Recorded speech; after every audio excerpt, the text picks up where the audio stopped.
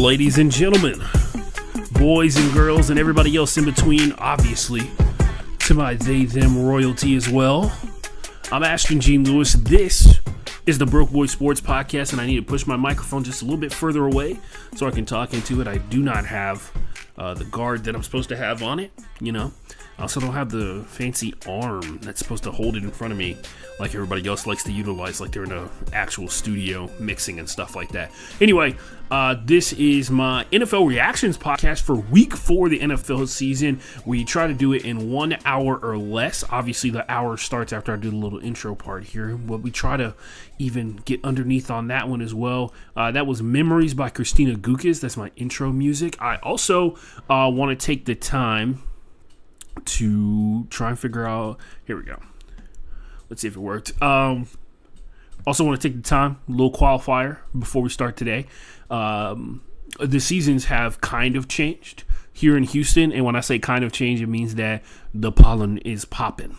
It's popping off. Your boy on Monday was in a headlock. I don't know what tree it was or what plant it was. Something had me in a headlock for the first 2 days of the week, to the point where I was sleeping like 10 hours a day. Took Benadryl, which one thing I'll tell you about me is I hate Benadryl with a passion, because I don't think that it is a technique to prevent allergies by putting you into a coma, which is what Benadryl does for me. For other people, it doesn't do that. For me, I literally can't take Benadryl unless it's at night going to sleep, to prevent, because I know I will wake up. And even when I wake up after a Benny nap, I'll be drowsy. It's some of the best sleep that I get all year, but at the same time, Benadryl does suck because it only works for a short period of time. Well, not a short period of time. It works for like half a day,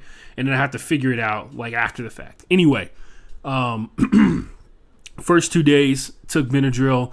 I had to flush out my nose to get a bunch of the pollen out as well. Sometimes you have to manually like shoot water up your nose. It's never fun, but welcome to being a dork, I guess. A person who's had allergies his entire life. I've gotten way more efficient at getting over this period of time, because it used to take me an entire week, and essentially it took me 2 days this time, because I stopped being one, every time I needed to sneeze, every time I needed to clear out my nose, I made sure that I did it. I didn't like inhale in or like re-sniff some of the snot by accident.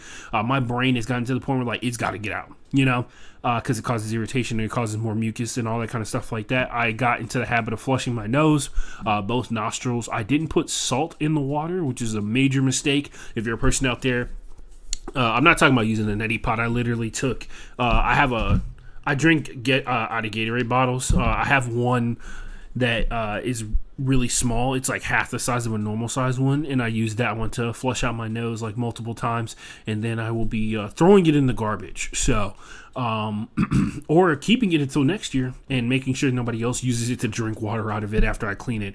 Anyway, I blast that in my nose. Big mistake you can make is not putting salt in the water that you shoot up your nose. I know it sounds counterintuitive because of how salt water feels to like every other part of your body, but there's like a natural salt level within your nostrils and your sinuses and stuff like that. And so when you shoot water that doesn't have salt into that, it disrupts that balance, and it actually like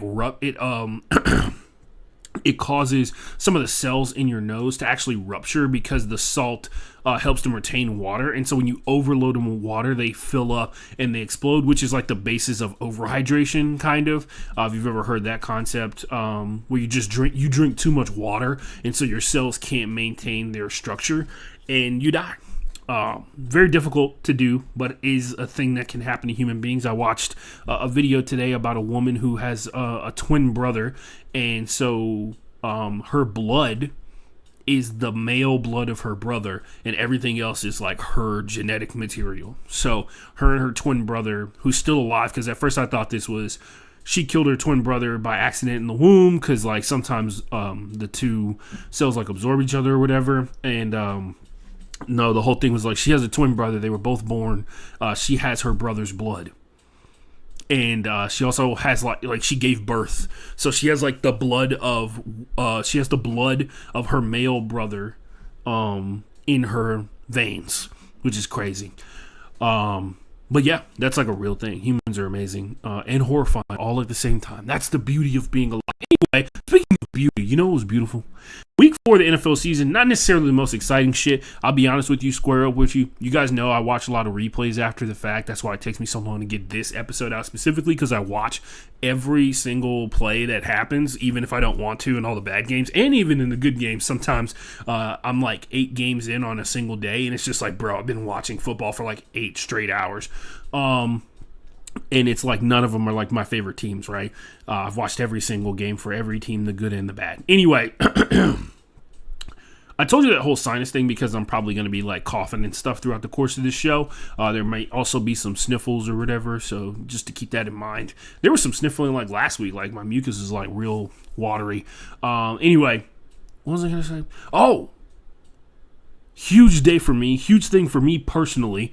I know none of you care about it. It's actually bad for some of you. The bye weeks are finally here. So week 5 is coming up. And week 5 is the first of the bye weeks in the NFL, which I think we can all agree, having a week 5 bye week sucks ass. If it's like for a player, it sucks. Just because, like, after this, you have, 13 straight weeks of football. And so, and of course, like we all know, we're going to talk about what happened to the Ravens later on in this episode. And it's just like the Ravens, if they had a week 5 bye week right now, like everybody, they lost like 10 starters. Legitimately, they have, like, when you go look at their injury report for today, Thursday, it shows like half the starters. Literally half the starters didn't practice this Thursday with a game coming up on Sunday for the Baltimore Ravens. Bad times. But yeah, stuff like that, like the injury, like the timing for injuries is important.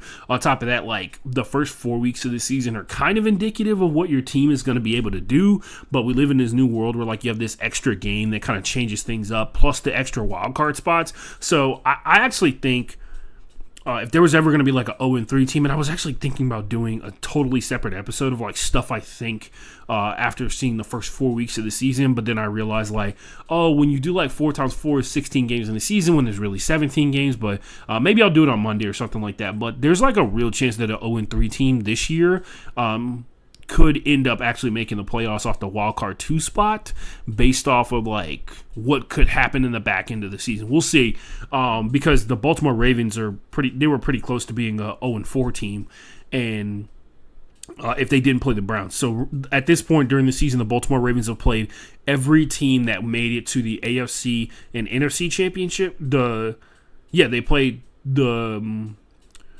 Bills, who made it to the AFC championship, the Chiefs, who made it to the AFC Championship, and they played the Lions, who made it to the NFC Championship game, if I'm not mistaken, last year. Anyway, just something to think about and how that affects their season, man. It was kind of crazy. Whatever. Let's take it from the top, man. You guys know how it goes. We're talking about every single game for Week 4 of the NFL season. I have an hour to do it. So far, we've had 8 minutes pass in this one. So in an hour and 10 minutes, this episode will be over, and I promise, because the boring games were actually really boring this week. So we break them up into 5 different categories: Snooze Fest, the Oh My category, the Heartbreakers category, where we'll talk about it as we get to it, the Heartbreakers category, and the This Is What We're Here For category for different games. Let's take it from the top of the Snooze Fest. I'm actually not even going to look at my notes to talk about this first game. I just finished watching this before I went live on this podcast. This was hands down the worst game of the entire week in Week 4. And I hate to say games suck, because usually there's something that you can take out of each one of these games. The thing that you can take out of this is that the Bengals defense isn't as bad as we thought it was. They looked pretty good. They just literally were on the field vast majority of this game. The Denver Broncos were up 21-3 at halftime in this one. And they probably would have been up 28-3 if it had not been for a Demetrius Knight interception that was in the end zone on 4th down. So it was pretty clutch. Demetrius Knight is a rookie, if I'm not mistaken, so that's pretty dope. Bad situation, dope result. Basically, if you go back and you look at the film, I'm sure it's all over the internet at this point, you can look at the pass blocking. There's times where it's really good, and there's times where, holy shit, they snapped the ball and they're already hitting Jake Browning. This season, if there was ever a team that is more hopeless, cannot think of one other than the Cincinnati Bengals. Every other team has got something that can bring them some glimmer of hope. Joe Burrow is not coming back this season unless something crazy happens. And even if he is healthy, there is no reason that you would want to put him out there with this team. Like, this is crazy that, they're paying a ton of money for T. Higgins. They're paying a ton of money for Jamar Chase. They're going to have to pay Chris Brown soon if they think he's actually like the guy. They're paying a ton of money for Trey Hendrickson. There's other guys who are coming up on their contracts as well, and they got to figure this out, man. Like, and it's just like this messes them up. This is timing situations, right? Which means it's going to be even worse because the last person usually to leave, the last person out the bar to turn the lights off when the window closes is going to be the quarterback, right?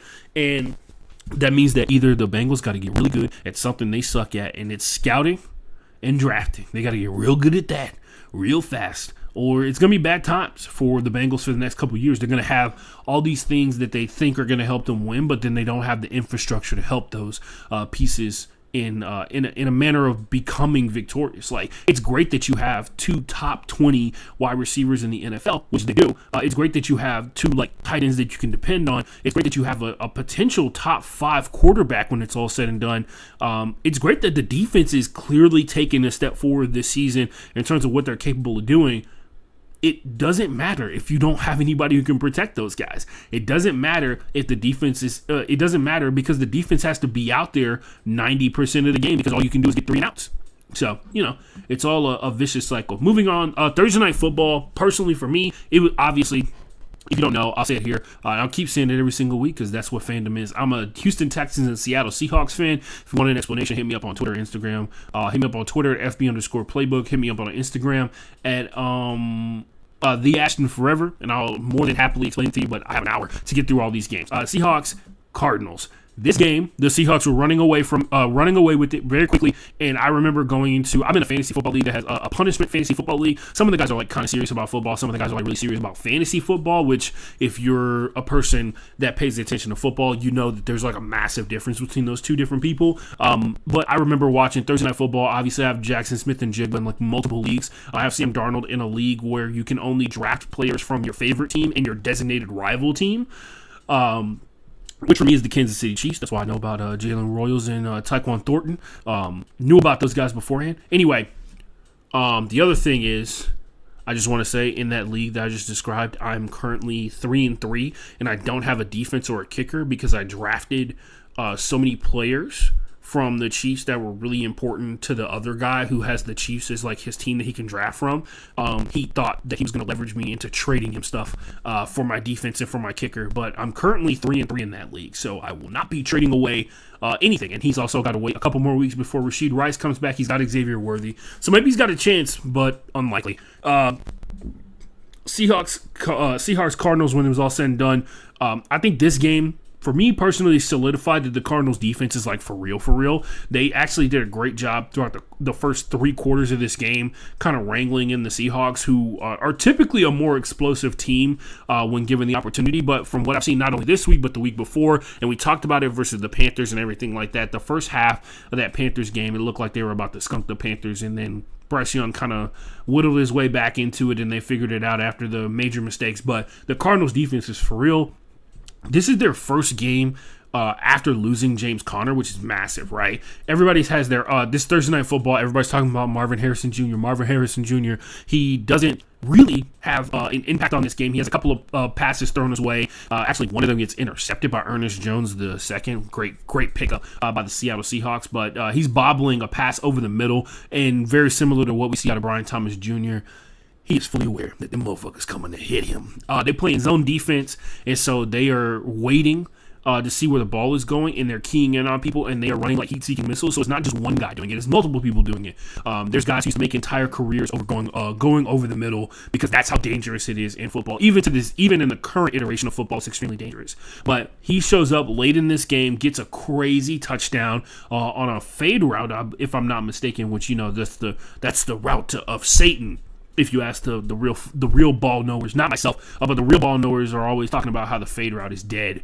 It just depends on the timing and like what kind of wide receiver DB matchup you have. Anyway, the Seahawks defense holds up in this one, gets the dub. This is the fourth week in a row that the Cardinals have done this thing where like they don't play for multiple quarters in a row, and then all of a sudden in the fourth quarter their offense explodes. What happened in this game is they had like 12 possessions. 10 of those 12 possessions, 2 of them were turnovers if I'm not mistaken off the top of my head, and then the other 8 were like 3 and outs. They looked terrible.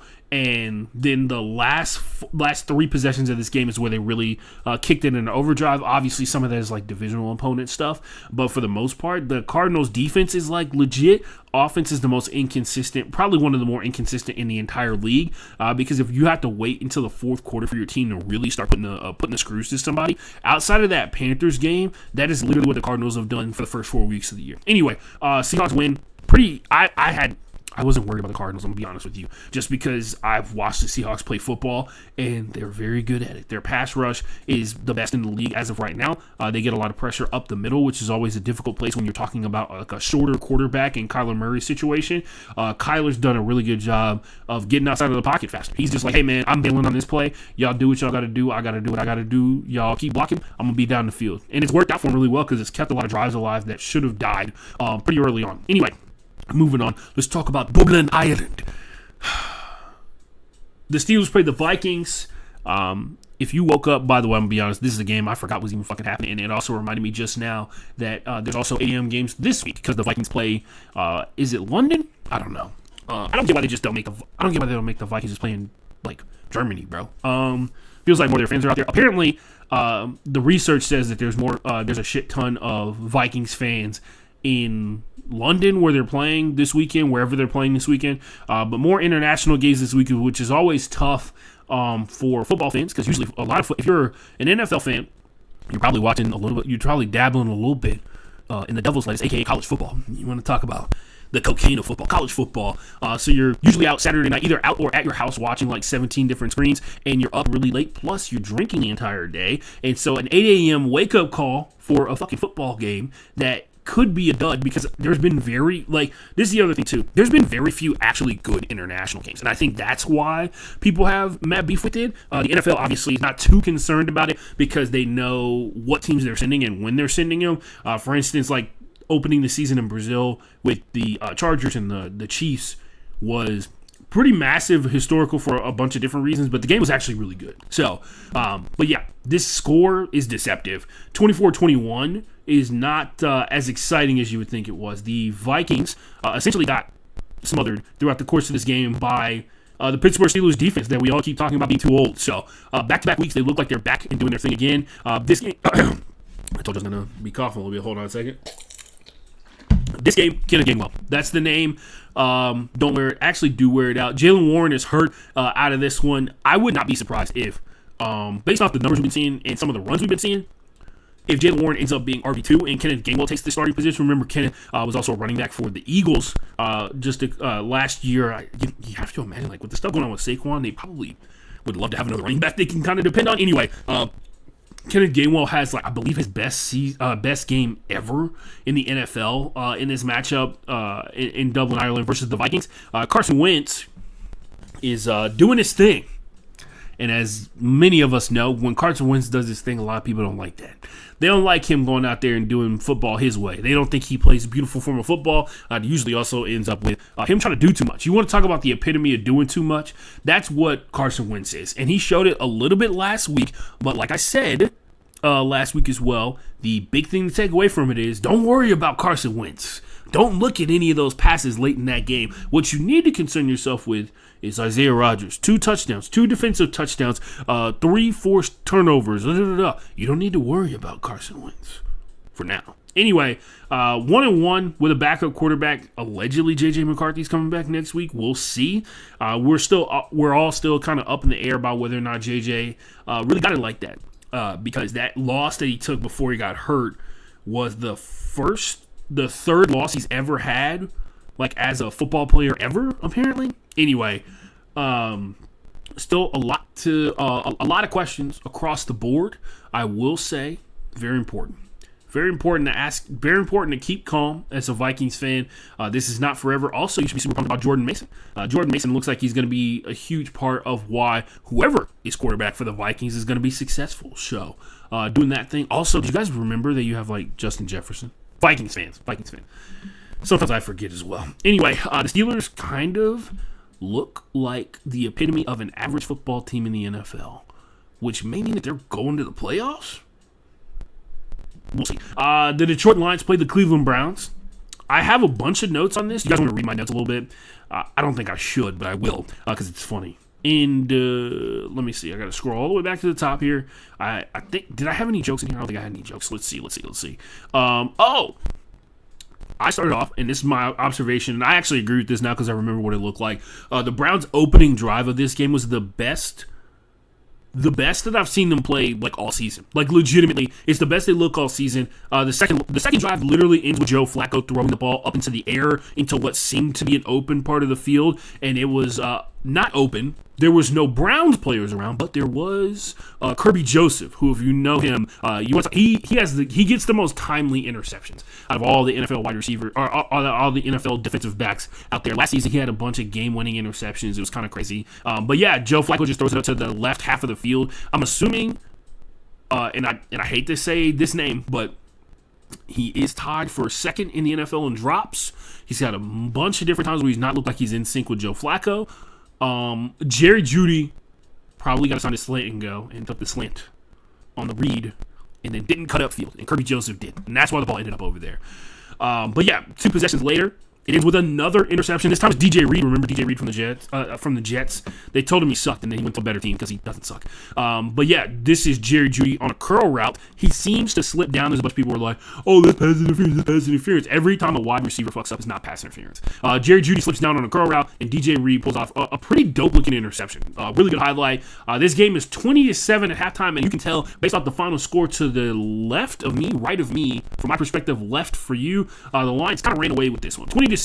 I'm gonna be honest, and this is a little talk about the Browns. I feel like I spend a lot of time in this news fest talking about the shitty teams, and out of respect, I personally feel like Kevin Stefanski and his staff did a really good job with this situation of maintaining an offense that is still balanced. A lot of teams get in this situation that the Browns are in, and when I say situation, I mean starting a guy who's in year like 22 of his career, not really having like defined playmakers coming into the season. Like Jerry Jeudy's supposed to be like the best wide receiver on his team, and it feels like every other person that catches passes is having a way better season as a receiver than Jerry Jeudy is. And Jerry Jeudy's had a couple of big plays as well. They have a running back that they have a running back they seemingly can depend on now in Quinton Judkins. The offensive line isn't as bad as people thought it was going to be, and then the defense is really good. The defense is good, and they don't even have their best player. They don't even have JKL. And I think they're doing a good job of operating this team as if they are in every single game and they're trying to win every single game, because that keeps the effort high. And then on top of that, Joe Flacco sometimes does make plays. It's just like 1 out of every 25 plays is a good play, as opposed to what you get with other quarterbacks where it's like 1 out of 7. And I think that a lot of what Joe Flacco does well, has done well the first 4 games of the season, because I don't know if you guys have heard, he's no longer the starting quarterback as Dylan Gabriel. There also was some weird video where they ran to Shedeur Sanders, who, if you recall, is the 3rd string quarterback for the Browns, and everybody was just so excited to hear what he had to say about Dylan Gabriel being named the starter, as if that's not how football works, where like the 2nd stringer is above the 3rd stringer, and the 2nd stringer ends up, whatever.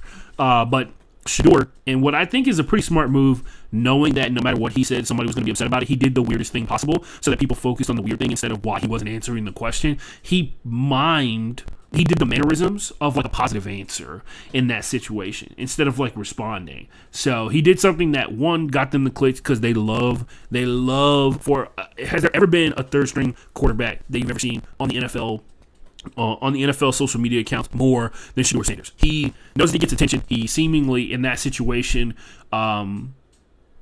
was trying to avoid somebody trying to manipulate his words, because like we've already had the situation earlier this season where like Dylan Gabriel sounded like he was trying to throw shade at Shedeur, and maybe he actually was, but when it was all said and done, Shedeur probably isn't trying to do the same thing to Dylan Gabriel, because it should already be understood that Shedeur is gunning for the starting job. Like, what's the logic? Like, you think he's just here for sleepaway camp? He's here to ball out. And so it's unspoken and doesn't need to be said into a microphone for somebody to be like, oh man, Shedeur's not even happy that Dylan Gabriel got the job. And he's like, of course he's not. He wants the job. What's the problem? Anyway, I feel like Kevin Stefanski's done a pretty good job in a situation where like Joe Flacco's limited in a lot of different ways, but they're still finding a way to make the team play like they're a competitive team. So yeah, and I asked myself, is the team getting better? And when I watch the Browns, I feel like the receivers get, obviously there's like a cap on what Joe Flacco can do, and they don't have time to wait around and see what Joe Flacco's capable of pulling off. But the fact of the matter is like I look at Fannin, I look at Dylan Sampson even before he got like all of his carries cut down. I looked at Jerome Ford. I looked at Quinshon Judkins. I looked at David Njoku, Jerry Jeudy, and Cedric Tillman, who's hurt now. But there's like we're 4 weeks into the season, and 6 of their players have at least 11 catches over the course of 4 games, right? And 4 of those 6 players have over 110 yards going into the season. The young players are getting the reps, and the young players are David Njoku, my bad. The young players are getting the touches, they're getting the reps. And a lot of times when you see situations where quarterback situations is not ideal, you see people like don't even get the ball, right? Like look at what's happening with the Bengals. They have 2 of the best wide receivers in the game. They have probably like the number 1 wide receiver combo in the game overall, and they still can't get the ball to their guys, right? Like not because the other team is locking them down.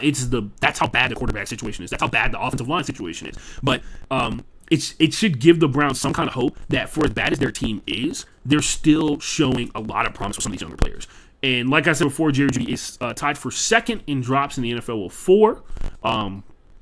But this game, there was a really tough time completing passes in general. There were 34 pass plays run, 16 passes were completed, but 7 of them were for over 10 yards. The pressure from the Lions, plus the turnovers, and the really good underneath coverage is essentially what killed the Browns.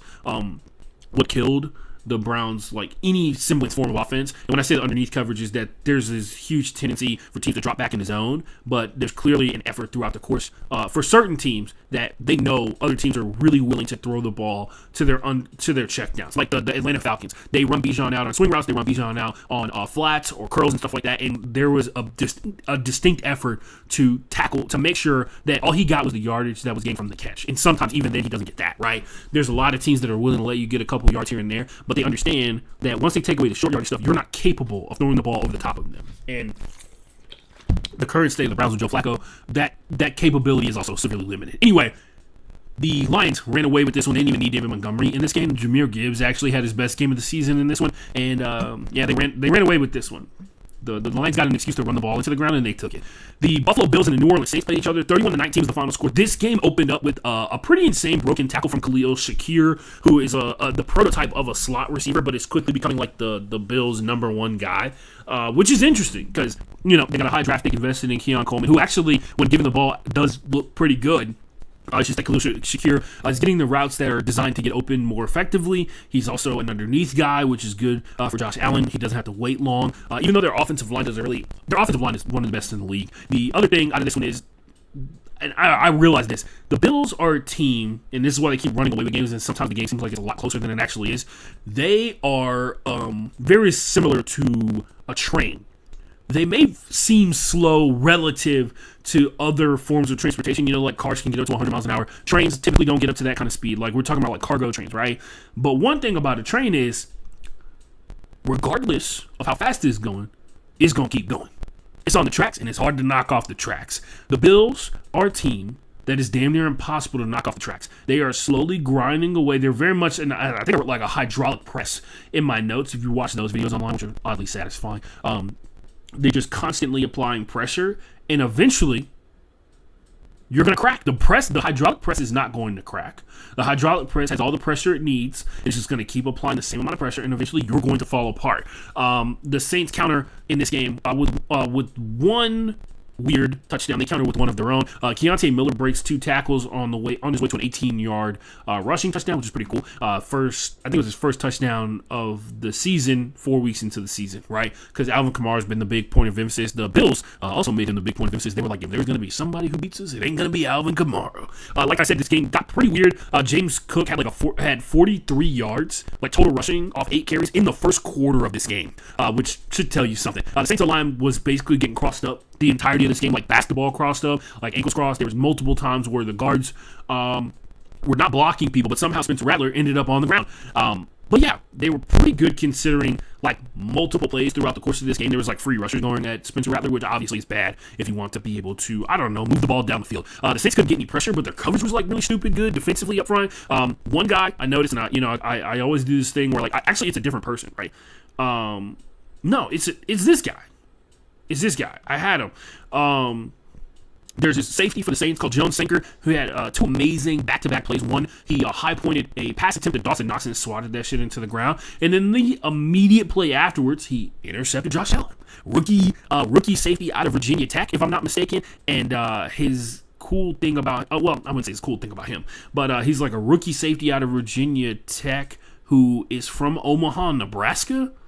And he was like the number 2 football player coming out of Omaha, Nebraska. He played wide receiver, running back, safety, and linebacker when he was in high school, and eventually ended up at, not Virginia Tech. Why did I say that? He went to Notre Dame. I don't know why I said Virginia Tech. I'm thinking about another guy. Yeah, he ends up going to Notre Dame. He actually helped them win a championship just a year ago. And now he's a rookie for the Saints, who they're defensively they be struggling sometimes, but he was easily the bright spot out of this entire game. He had almost 10 tackles. He had 4 passes deflected and an interception of Josh Allen, which is pretty impressive because I think Josh Allen had gone like some crazy amount of like 15 or 16 games in a row without throwing an interception. And so for rookie safety to be able to break that is pretty impressive overall. The Bills' red zone defense plus the Saints' offensive line essentially like taking off like every other play was a really bad combo all day. Most of the touchdowns that most of the points that the Saints scored were from outside started from outside of the red zone. Hold on a second, water break. Started from outside the red zone. The Keaton Miller touchdown is about as close as they got when it came to being able to get in the red zone and score. That was from 18 yards out. So only like 2 yards into the red zone. Everything else, the Bills did their thing. I know, like I said a lot, I felt like the Saints defense played pretty well considering the situation. The offense didn't do them a lot of favors. And they also gave up 31 points, which is like universally like, hey man, that's not a great day defensively. But when you go watch the game and how they scored the points throughout the course of the game, you'll understand what I mean. Also, you'll see, just stick around. The Saints, like I said, they forced the Bills to turn over the ball in their own red zone twice in the first half of this game. That's how good the defense was playing. They gave up 31 points, but they were able to force the Bills to give them the ball twice in their own red zone. And then the Saints offense did nothing. And they got down to like the 5-yard line at one point during this game. They ran the Philly special. So if you don't recall, the Philly special got the Eagles their first Super Bowl ever, and it was it was a double reverse play to Nick, Big Nick, whatever his last name is. Anyway, that situation goes down. They run the Philly special, double reverse. They throw the ball to Spencer Rattler. The thing about the Philly special is it works really well when you're going up against man defense. The Bills were in zone, so nobody bit on any of the reverses. And when they saw the wide receiver with the ball in their hand, they all just sat back and waited to see who's going to throw the ball. They tried to throw the ball to Spencer Rattler in the front right corner of the end zone, and it was intercepted, like one-handed snag intercepted, like Madden jokingly type intercepted in this game. So it was pretty funny. And that's pretty much what leads to the end of the, I think it was Shaheed that throws like an absolute duck on this pass throw attempt. And that leads to the game being at halftime 14-10. A lot of tomfoolery going on here. Bad tackling, rookie safeties pulling off interceptions against NFL superstars, and then of course, just to top it all off, the Philly special that results in an interception in what could have been a drive that gets the Saints the lead in this game versus the Buffalo Bills. The third quarter of this game, after a Chris Olave touchdown, is 21-16. As you can see, it's staying really close. That's how crazy this game was. The fourth quarter starts 21-16. The Bills maintain like a strong pace of scoring, like I mentioned before. They were kind of like a train, like a hot drop press. There's constantly applying pressure, and the Saints just couldn't keep up. And when it came apart, it was in the fourth quarter. We've heard this before, right? Like that's how. We saw how the Ravens pulled away against the Browns at one point, 41-13. I think it was like the final score of that one. And the third quarter started like 21-13. Oh, my bad. I forgot to also talk about this. One of Josh Allen's TD passes happened on a zone blitz where Dawson Knox ran into a zone. It was like a hook zone, or I think it was a zone flat covered by Carl Granderson. If you're not familiar with who he is, he's a defensive end for the Saints. He is a defensive end that was trying to defend a tight end in his zone after he got in a step on him. So when you go back and you watch them on a free running tight end for the Buffalo Bills as he just jaunts into the end zone, it was pretty horrible timing in terms of the play. Obviously, Josh Allen probably also saw that on film and ran Dawson Knox into that open space. Like I said, the Bills run away with this one at the end. A lot of it There's a lot of good from the Saints. They're not as bad as a lot of people think that they are, but once again, they're one of these teams, like, they just had a better offensive line. They get better results out of a quarterback.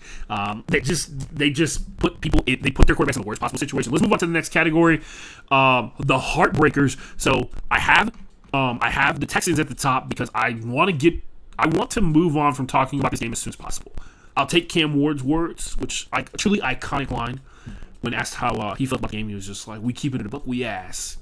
We keep it in a book." Both of them was ass in this game. Final score is 26-0. First half of this game, it was two booties out there. And what really helped the Texans separating this one was not only the defensive shutout. Like, it goes a long way when you have confidence as an offense that they're not going to give up points. The Texans' offense was pretty much non-existent in terms of like the pass offense. The thing that opened it up is Woody Marks, who's probably going to be RB number 1 here pretty soon.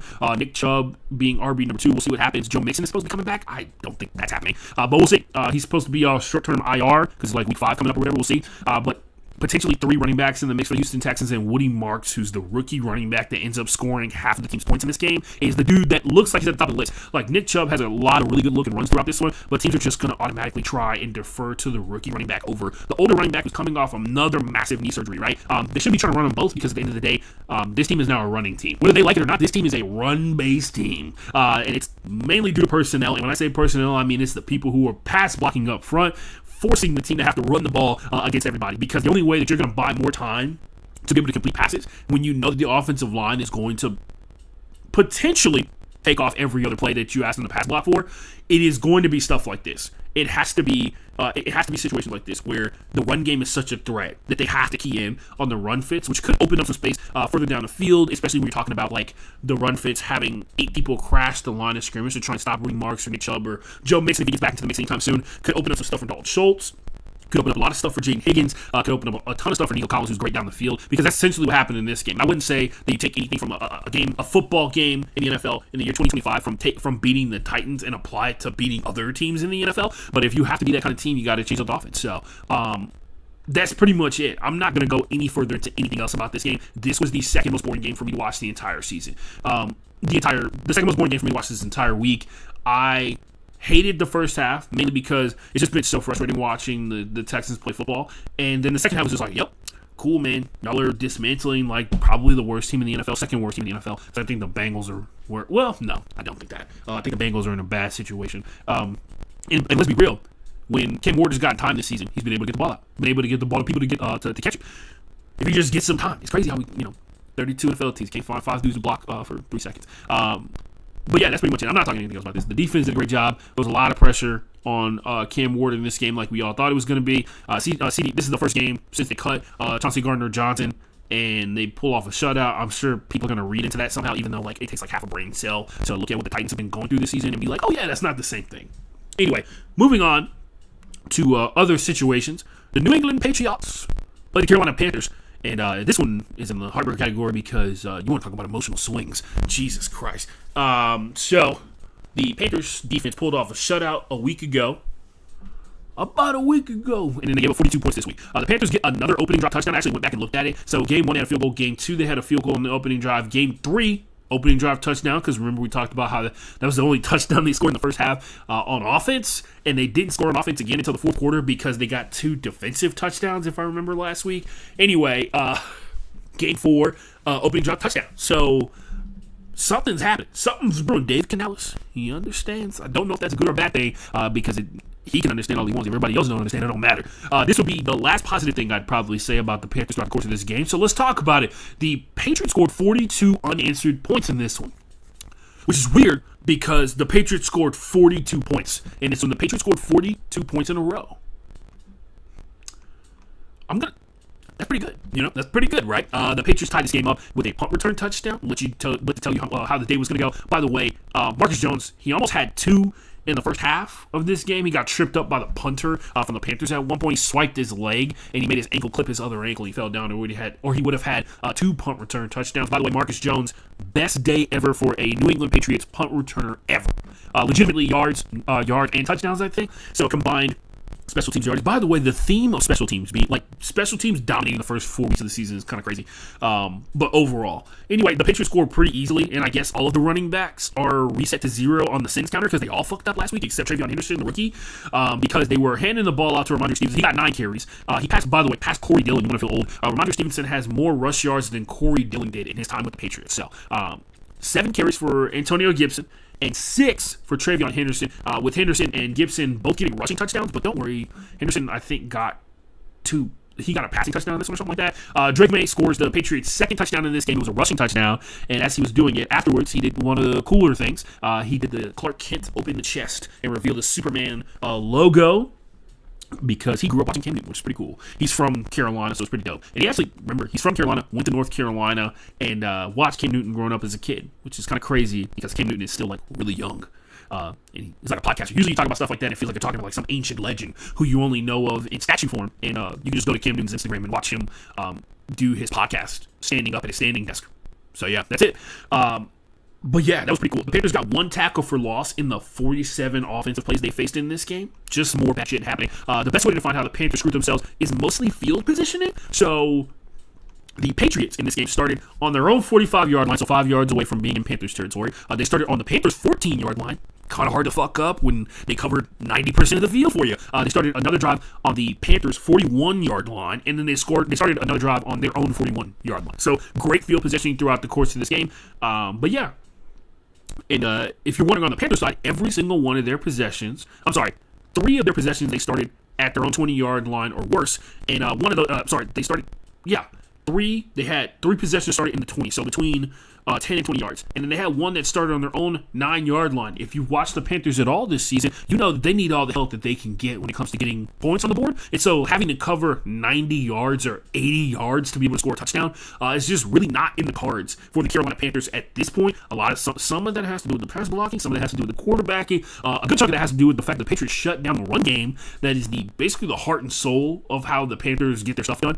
Side note, great day for Tommy Tremble. This was the second best game he's ever had in the NFL. He had the opening touchdown catch for this game, and I think he almost had 100 yards. Stephon Diggs gets his first 100-yard game for the Patriots, and he's less than a year removed from his ACL surgery, and he, it looks like he was about to take some ACL to some of those Panthers defenders as this game went on. Moving on, water break.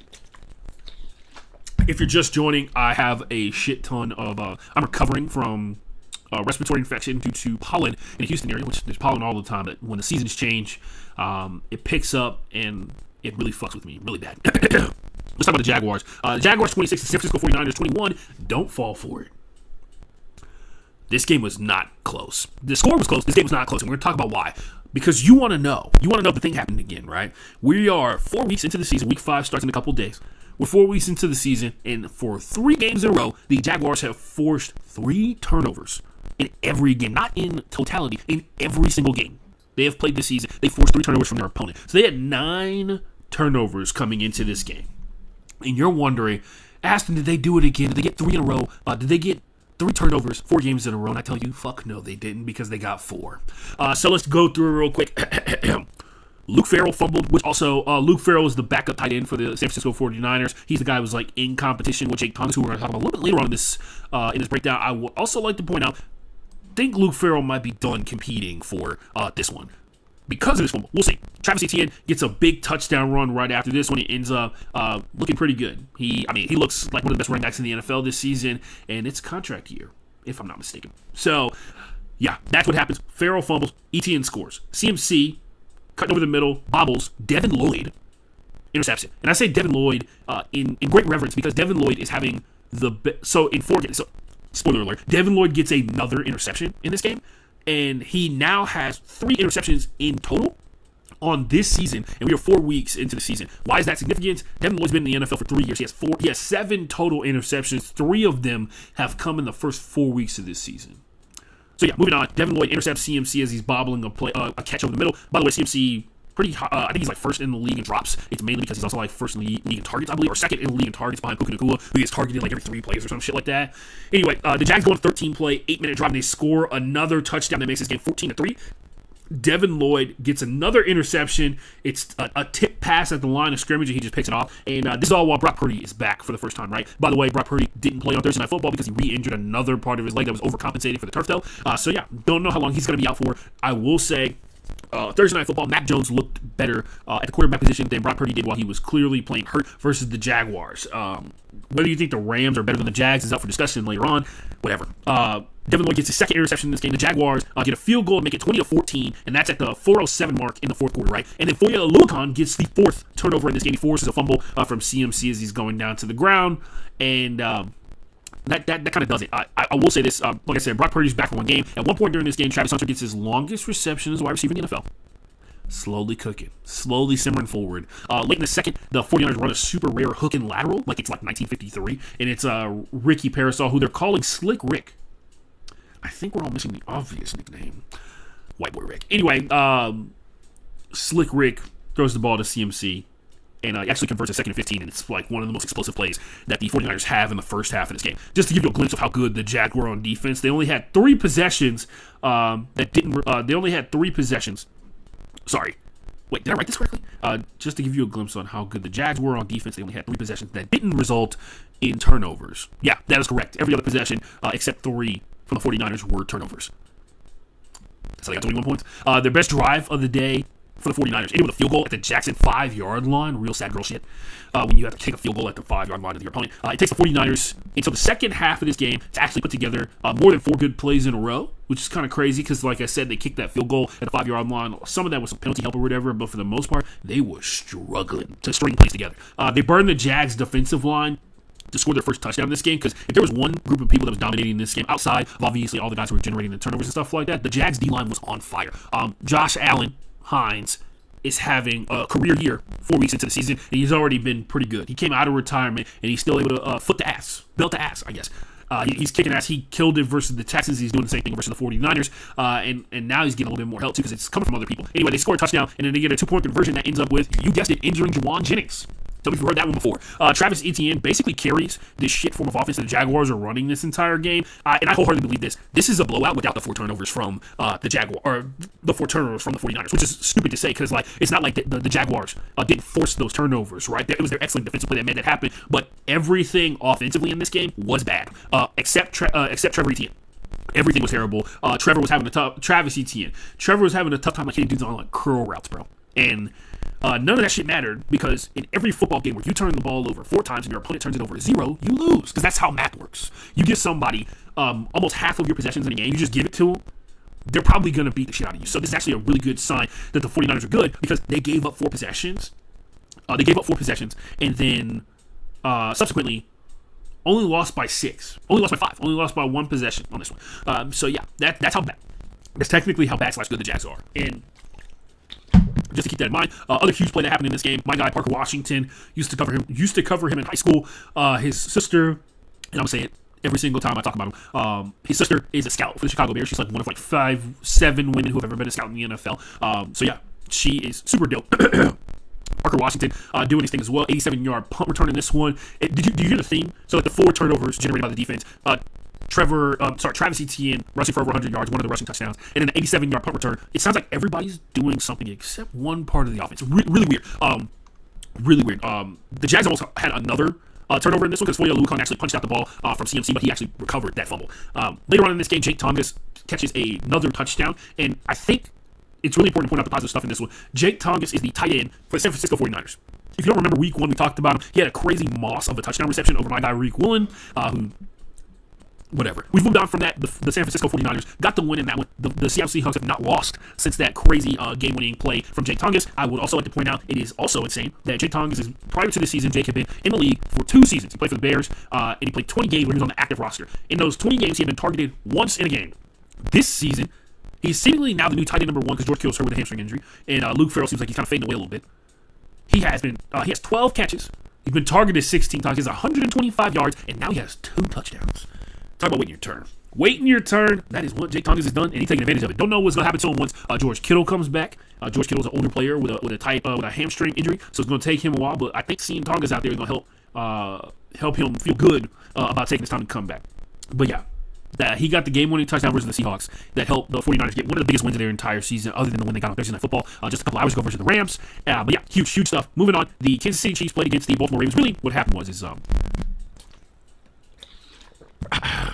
Kansas City Chiefs played against Marlon Humphrey, and Marlon Humphrey had a terrible day. So Marlon Humphrey, if you guys don't know, he was All-Pro. He was like second-team All-Pro last season. He is one of the reasons why I thought the Ravens were going to have the best defense in the NFL. And quite frankly, last year I used to listen to his podcast every single week. And then he came out. He has a certain political leaning that I don't align myself with personally, and I find it kind of absurd that he does. But yeah, anyway, he's MAGA, and I don't fuck with it. And he's like super proud about it. He's a black man from Alabama who is he's like, his parents are successful black people from Alabama, and he's MAGA. It's very weird. And then when you hear him talk, it doesn't make you think that he's like, I hate questioning, like, it doesn't make you feel like, because he's one of those people, like, when somebody tries to like push him on his ideals or like his thoughts and stuff like that, he doesn't really like have anything to say in terms of like, this and this. He's always trying to, because he has a podcast every week, and I stopped listening because when I heard him explain like why he goes that way, it was not satisfactory. Like, a lot of it was he was kind of making fun of some of the stuff that's going on now, which is horrifying in a lot of different ways. But yeah, he had a bad day. And the Kansas City Chiefs looked at all the defensive backs across the board for the Ravens. And for some reason, they looked at Marlon Humphrey and they were like, that guy. He was on Xavier Worthy a bunch of different times. He got rotated onto Travis Kelce due to some motion out of the zones that they were playing. He had a terrible day. But guess what? I'll say this much. The Ravens defense kind of got put in a bad situation. But you know what time it is. The Ravens and the Chiefs are playing each other. Don't blink. You blink first, you lose. Don't you worry. The Ravens blinked multiple times in this one. The Ravens blink early on this one. Chenault gets an interception while he's got Mark Andrews completely locked up. Other than, like, if Lamar could teleport the ball into Mark Andrews' hands, that's the only way the ball was getting in his hands. They blink again after that because the Chiefs scored a field goal. They blink again after the pick. They have a drive with 3 penalties that puts them to the point where they're in the 3rd and 26. They punt the ball away in their own territory, pretty deep. They blink again the next possession. They get into a 4th and 1 on their own 40-yard line. The Chiefs get the pressure with 5. And Lamar has to run away, scramble, and throw the ball into the Chiefs' bench. There's a turnover on downs at their own 40-yard line. Blink, blink, blink. They did a lot of blinking in this game. They blink again. I'm sorry, the blinking was done for now. We've been really hard on the Ravens' defense overall, mainly because they've given up 40 points in multiple games. But like I mentioned earlier on in this show, they've also been playing against pretty much every team that made it to the NFC and AFC championship game. It's kind of crazy to start up the season. And don't worry, it gets worse as we'll continue to talk with the Ravens. But I feel like they looked really good in this game early on, until all the injuries started to pile up. There's some other reasons as well. We're going to talk about it. The Chiefs had 9 possessions in total. The 10th one, they were kneeling the ball. 3 started in Ravens territory, right? 2 other drives they had at their own 44-yard line and their own 49-yard line, so 2 yards away from Ravens territory. All of the Chiefs' touchdowns took 6 plays or less, and you have to wonder what this game looks like without the offense putting the defense in the worst possible, or pretty close to the worst possible situation multiple times throughout this game, right? The other team has a top 5 defense, the Kansas City Chiefs, and they have quite possibly the greatest quarterback of our time in Patrick Mahomes. They don't need extra yards. They don't need help. They don't need extra possessions to go out there and beat a lot of teams. And but don't you worry. The Ravens fumbled and the Chiefs scored off that as well. So blink, blink, blink. The return of Xavier Worthy was very much felt in this game. The defensive backs and in particular the corners for the Ravens really having a tough time. 1, making sure that he was covered when he was cutting deep downfield, and then 2, when he was changing direction, actually keeping up with them. There's a couple of times where the corner ended up out of the frame when Xavier Worthy changed direction. Remember, Xavier's thing is that he's super light, like Nate Wiggins, who's a defensive back for the Ravens from Clemson or Illinois. Clemson, he ran like a 4.2 40 at the NFL Combine. People's biggest thing was like, he weighs 120 pounds. He's a grown man playing in the NFL, 120 pounds. He weighs a little bit more than that. Xavier Worthy, very similar situation. But in this game, being light and being worried about getting hit doesn't matter when everybody's 10 yards away from you after you cut away. So that happened a bunch of times. I do fear the return of Xavier Worthy and the soon return of Rashid Rice, who I'm going to be honest with you, they gonna cheer for that dude in that stadium when he comes back, and I beg people to use some common sense. What Rashid did was extremely dangerous, super fucked up. You can be like, oh man, this player for our team is back, without being like, yeah, he's finally back out of jail, like, and just saying, think about it. He did something super fucked up. You don't have to cheer for him like he is coming back from like beating cancer or some shit like that, man. The return of Xavier Worthy was like really felt, and I think that with the return of Rashid Rice and also the return of Xavier Worthy, like I mentioned before, our guy, Tyquan Thornton, may be phasing away. Juju Smith-Schuster had a bunch of catches in this game. I think he had a touchdown, too. And Tyquan Thornton may be fading away. He did have a touchdown in this one. He had 2 catches overall. One of them was a touchdown. And that's my biggest concern. The ball can only go to so many people. And just 2 weeks ago, the Chiefs were like, we don't have any wide receivers to throw the ball to. Now they have all the wide receivers. And then 1 more coming back. So, yeah, Travis Kelce, huge impact on this game, especially underneath. They took advantage of getting the Ravens in the dime and then sending Travis Kelce out in the open space was pretty bad. He stiff armed like 4 people off of into the white chalk on the sideline. So as you should as a big person. The Ravens lose multiple starters throughout the course of this game. Like I said, the injury report today had 11 starters on it. One of them practiced, all of practice. Everybody else was either limited or did not practice at all on a Thursday. That's how bad it was. Lamar leads this game with a hamstring injury. He has not practiced since Nate Wiggins cracked Isaiah Pacheco on a swing route, and he got hurt hitting Isaiah Pacheco, which once again does a great job of reinforcing the crazy lore that football players have around what Isaiah Pacheco is physically composed of, because it must be concrete. Like I said, bad time. Derrick Henry was almost non-existent in this game. Justice Hill, on the other hand, had one of the best games ever had in the NFL, even at a touchdown. Big bright side for the Ravens fans. It is Thursday, so you probably can't get this anymore, but everybody got free chicken nuggets because the Chiefs missed the field goal kick in the first half.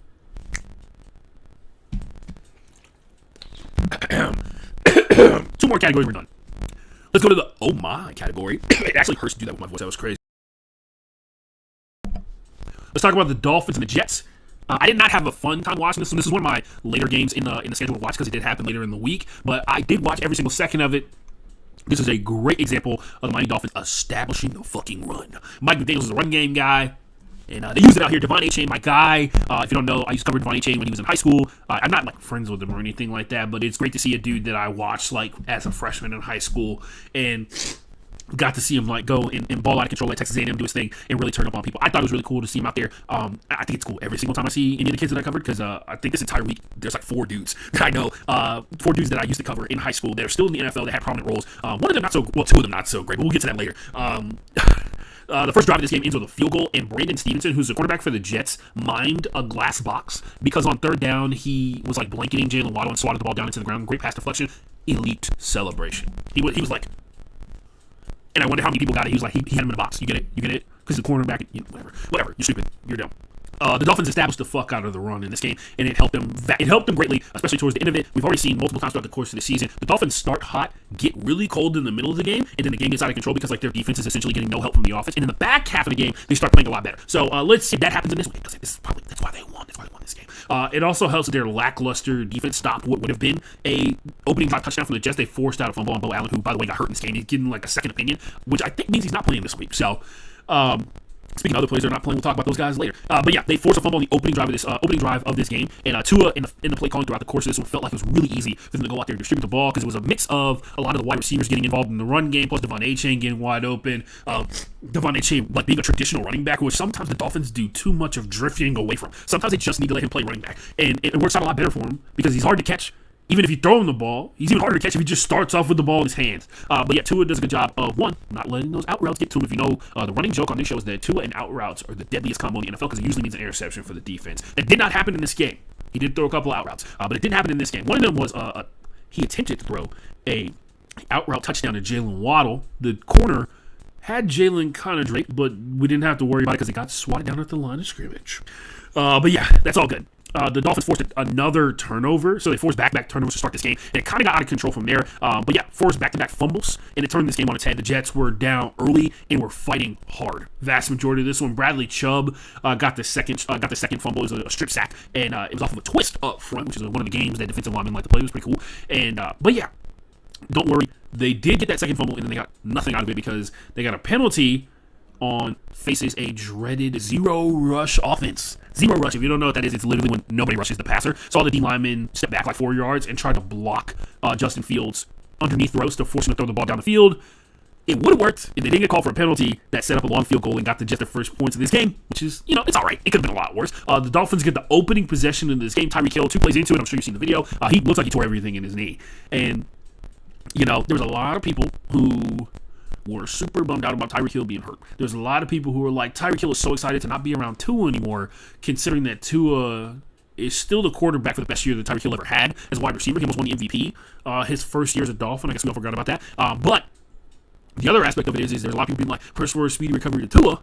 And I don't know, man.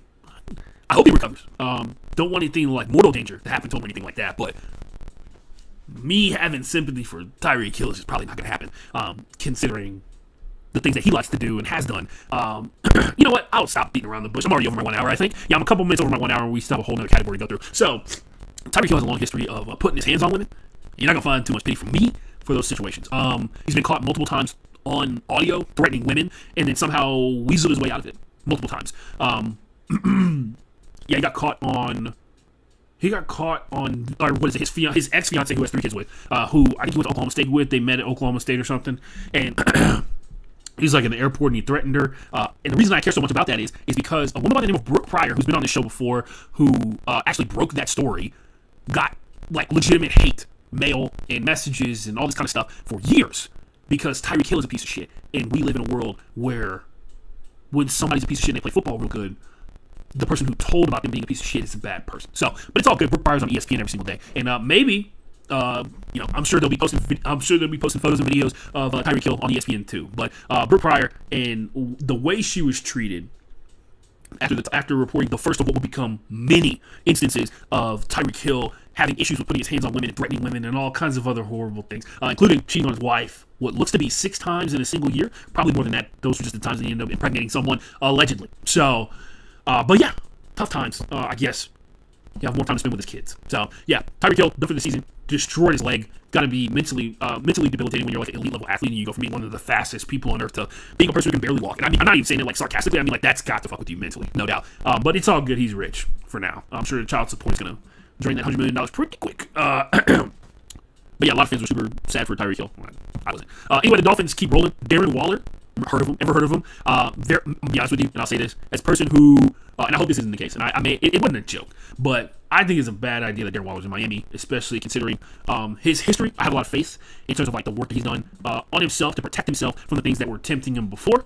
Miami just doesn't seem like a great place for a guy who's as successful as Darren Waller to be necessarily. I guess there's just as many places to be where there aren't drugs, but seems pretty tough considering like football is part of the reason.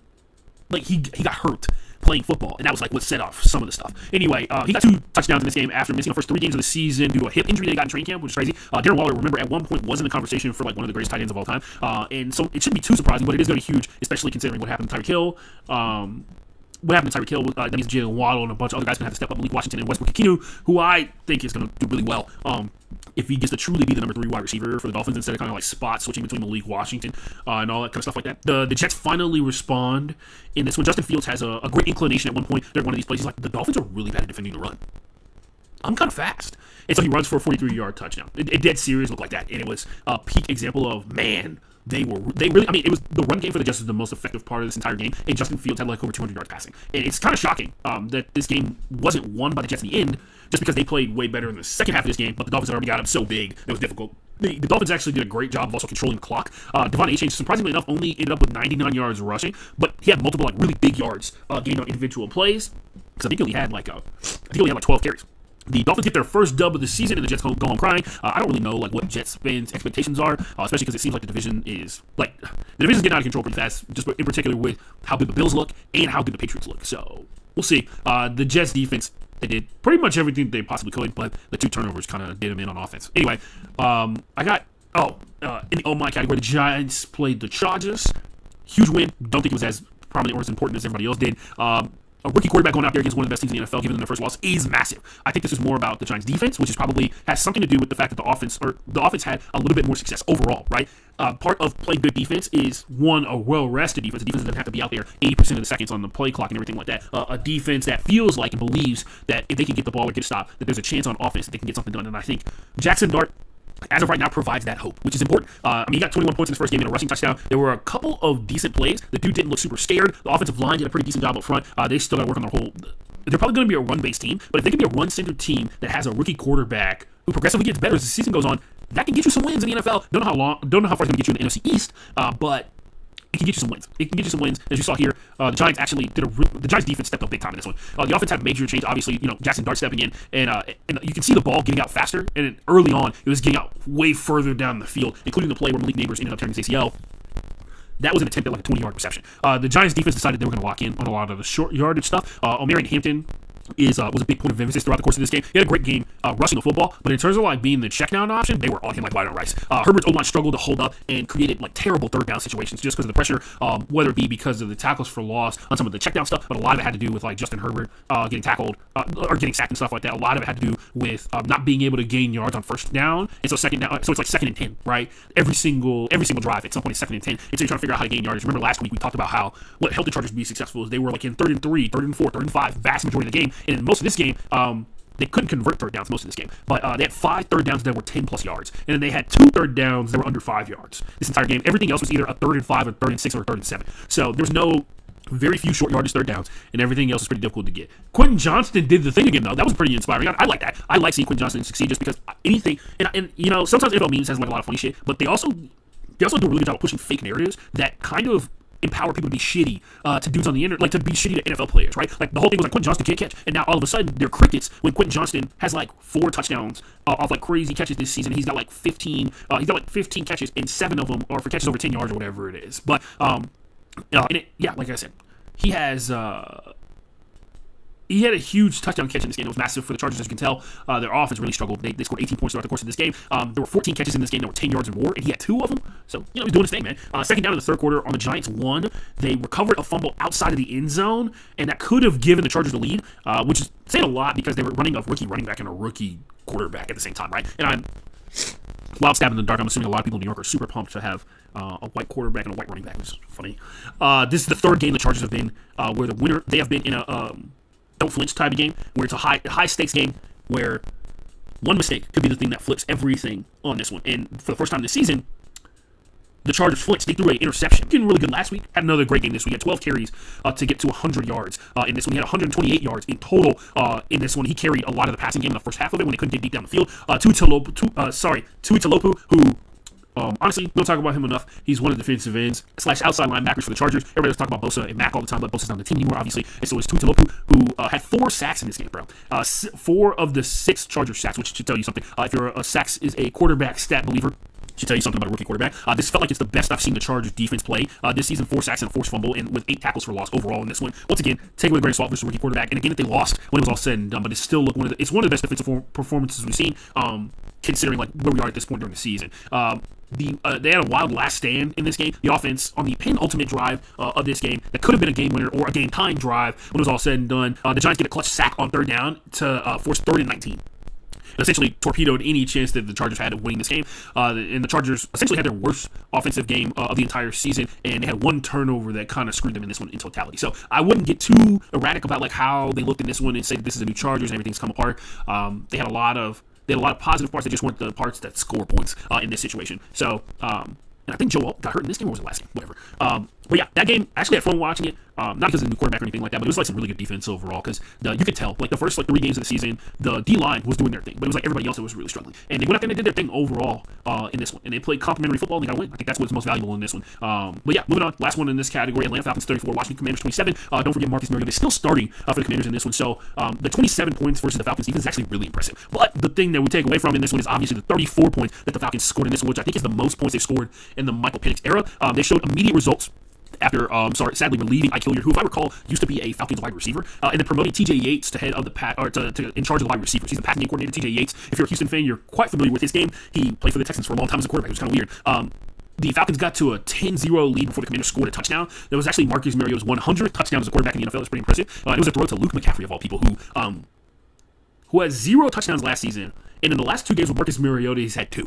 I think this is the backups stick together dynamic part, where in practice the backup quarterback doesn't practice with the ones, he practices with the 2s against the number 1 defense. And Luke McCaffrey is like definitively on the second string of wide receivers overall, because they have so many guys they really kind of depend on. And so Marcus Mariota getting elevated and Noah Brown actually being hurt in this game, but Luke McCaffrey in a situation with a guy that he has like a repertoire with, so I think that's what we're seeing there a little bit.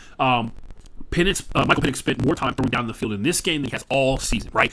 They ran more traditional zone runs with Bijan Robinson and Tyler Algiers, and they were able to be pretty successful. A lot of the offensive line play. By the way, man, I just got to say this. Luke Matthews, who I've had the privilege to talk to, Luke Matthews, he's the left tackle for the Falcons. He's still doing the thing. His dad is Bruce Matthews, the NFL Hall of Famer, who I've actually, speaking of MAGA, he's MAGA too, but we used to follow each other on Twitter. Now we don't, because I retweet a bunch of stuff about like things that are actually happening. And he was really cool. He actually came on my podcast and we talked about football, because if you don't know, I'm a former really shitty offensive left guard. And so for me to talk to an NFL Hall of Famer left tackle, which is pretty wild. And by the way, all of his kids made it to the NFL in some way, shape, or form. Luke is the one that has had a career more similar to Bruce's, which is wild, just in general. But yeah, at one point, I think it was like Kevin Matthews was the center for the Titans while he was coaching the Tennessee Titans, and Bruce played for the Oilers. So coaching for the Titans was kind of wild. But yeah, Luke Matthews still doing his thing. He was amazing in this game. I think he had like the 3rd highest PFF grade overall out of all the players that were judged in this game. And you could tell there was a massive impact. Bruce, I'll be honest, man. I'll say it so I can say it early and not have to talk about it late. Bobby really struggled. Bobby Wagner, my GOAT, really struggled hanging with Bijan Robinson a lot of this game. There was one of these touchdowns, he just gets cooked on a swing route.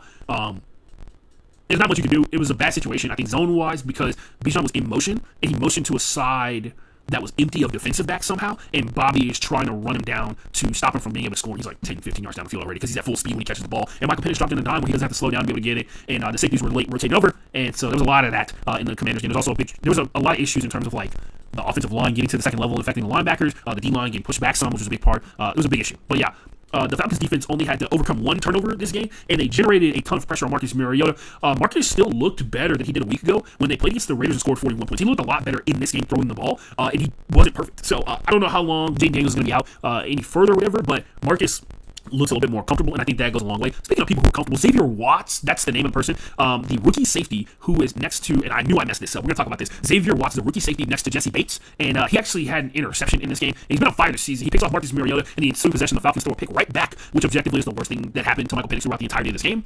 Going back to Xavier Watts, this is the guy that I was talking about before. I mixed him up with Jason Canner, the safety for the Saints. Sorry, I get my rookie safeties mixed up in the NFL. His hometown is Omaha, Nebraska. No, he did not go to Bud Crawford's high school, which was shocking for me to learn that Omaha has more than one main high school. Not even gonna lie, thought Omaha was definitely a one high school kind of city. It is the capital of Nebraska. Oh no, Lincoln is the capital of Nebraska. Omaha is just the biggest city in Nebraska. See, I know things. He played both ways in high school, so he played a combination of linebacker, defensive back, wide receiver, running back. He was the number 2 recruit in the state. I probably should have looked up who number 1 was and where that guy is now. I'm gonna do that after I finish this podcast. He committed to Notre Dame as a wide receiver. Kind of weird he's playing. We'll talk about that thing later. Something doesn't add up what I just said. Switched to full-time defense at Notre Dame due to a bunch of injuries, and he ended up helping Notre Dame win the national championship. He also still holds the record for the longest pick-6 return touchdown in Notre Dame history, 99 yards. The furthest that you can get, unless you're one of those. Well, they don't count the end zone anymore. I don't think they count the end zone in college. They count the end zone in the NFL.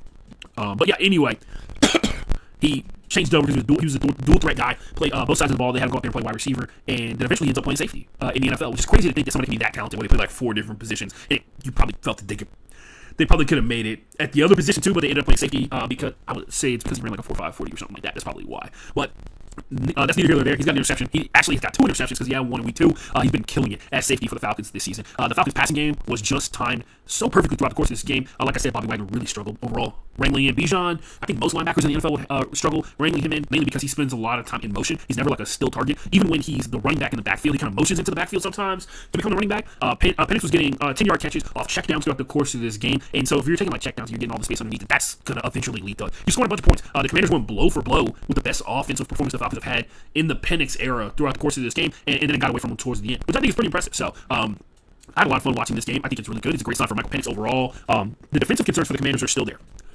Nothing has really changed in that, other than the D-line is a little bit more active than it was a year ago. They had a lot of big like tackles for loss throughout the course of this game, but for the most part, look, man, the way that they call it just feels like sometimes they kind of get like set in their ways in terms of how they call their defense, and so the other team knows exactly what they're doing. Like I mentioned last week when they played against the Raiders, and Trey Tucker got 2 touchdowns essentially off the same exact concept. He ran a shallow crosser in a man zone scheme where like one half of the field was man defense and the other half is zone defense. And he just ran from the man side into zone. And he was wide open. Yeah, that kind of stuff. Moving on, next category. This is what we're here for, the last category here, and hopefully we'll be able to wrap this up pretty quickly. These are the games that I personally believe are so good that they actually create NFL football fans, and we'll talk about why here in a second. So the Eagles played the Tampa Bay Buccaneers. Final score is 31-25. Yes, that score is less deceptive. That score is more on point for what we expect. The impressive part is the Tampa Bay Buccaneers came into this game. They've been the most injured team as this season has gone on, outside of the Ravens at this point. They started the season without Tristan Wirfs the first 3 games of it. They now have lost Mike Evans for a good chunk of time with a really high hamstring strain. They started the season without Chris Godwin Jr. because I think he broke multiple bones in his ankle. They were basically dependent upon a rookie wide receiver to come out there and carry the team, and luckily for them, Ohio State knows how to make them dudes. Ibuka has been one of the most impressive rookies in general across the board in terms of play overall. Big thing to take away from this at the end of it all, don't worry, this is Chris Godwin Jr.'s first game back, so one came back, they must give another in exchange. Bucky Irving is hurt for what looks to be a good chunk of time here, and that's massive. That's a huge blow to the Tampa Bay Buccaneers offense as a whole, because he is the heart and soul of why they're able to be successful as a passing team. He helps them control the game time. He's a true running back, unlike what we see with Rashid White, which will be interesting to see if we see any change in the way Rashid plays running back now that he's back to being RB1, because he does split out and play slot receiver a bunch, but he really struggles with the whole reading between the tackles.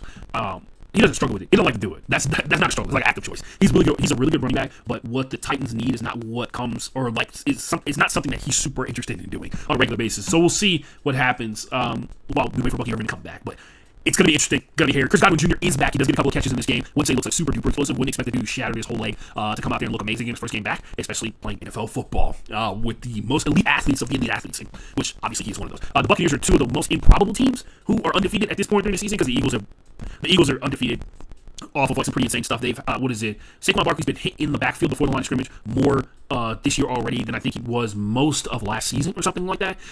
There's been a lot of games where the Eagles don't pass the ball all that well. This is one of those games. They don't complete a pass in the second half of this game and they still win, which makes you believe that, honestly, man, like when you say all the absurd things that have happened that the Eagles have still been able to win over, you in the back of your mind, and now they got another issue because AJ Brown's doing the passive aggressive thing again, but it makes you believe that like the back-to-back championship is going to happen, or the thing 2 years ago is going to happen where they win a bunch of games, but they're the most disconjoint. They're the team with the worst chemistry, the team with the worst vibes, hands down. But they have 10 wins instead of going to the playoffs, where they played against the Tampa Bay Buccaneers that year, and the Bucs beat them. So the Eagles typically beat the Eagles typically take the L to the Buccaneers, and this is one of the rare occasions where they actually beat them. So it's pretty surprising. Yet they're both here at 3-0. Like I said, the Tampa Bay Buccaneers have crazy amounts of injuries across the board, and it's not just on the offensive side of the ball, it's on the defensive side of the ball, too. It was looking a little hairy there because Levante David looked like he got hurt last week as well. First score of this game was a touchdown off a blocked punt. Yeah, they're still doing it.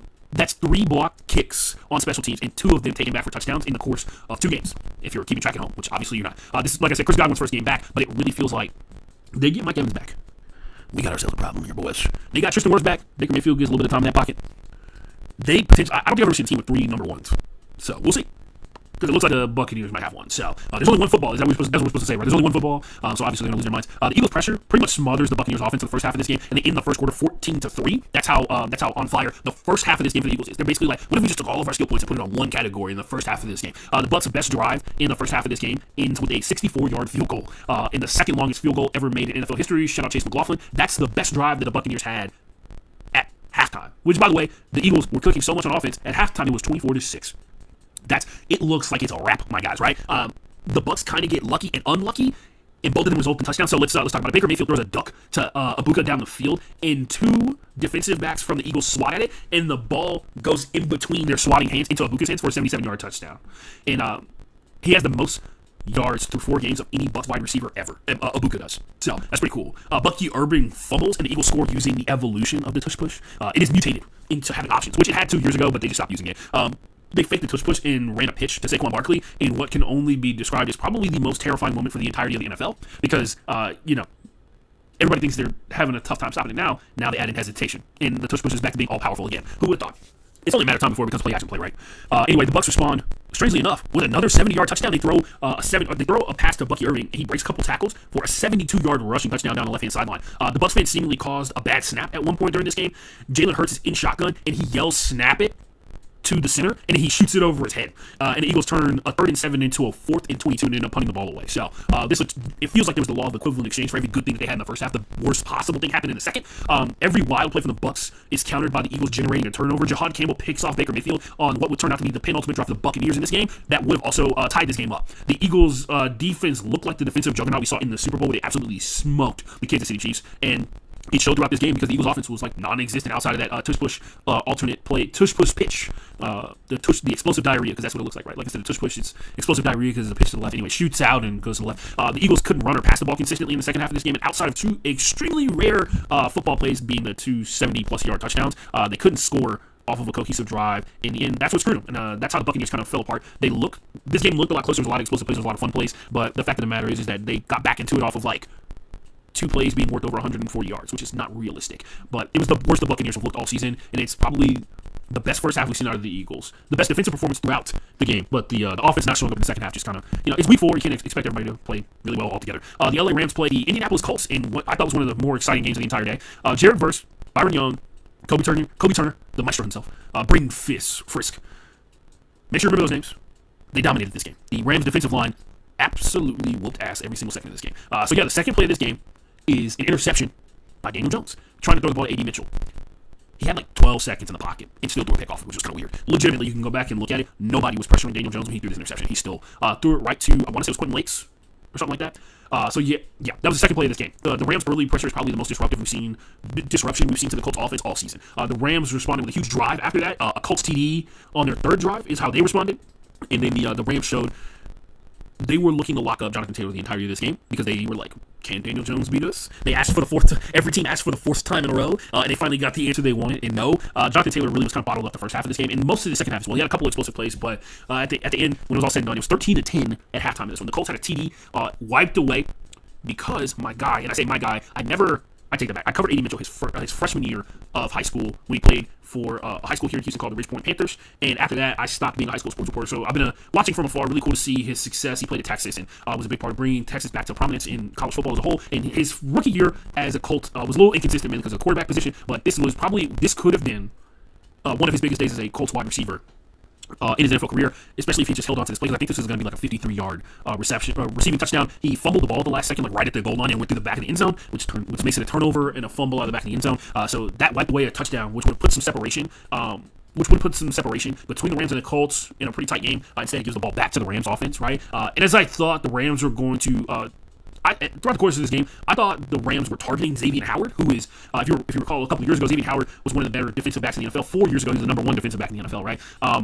But I realized it was just because he was shadowing Puka Nacua no matter where he went on the field, which, you try and do that 4 years ago in terms of like throw at Xavier Howard, and people would think you're insane. By the way, speaking of Xavier Howard, since we're talking about like shitty dudes in the NFL, Xavier Howard, after 18 months away from football, came back for this game, played in this game, and then he retired again. Or not again, he retired from football. So, if you don't know, Xavier Howard, got hurt. I think he had like a Liz Frank injury, and he chose not to get surgery for, which is an interesting choice.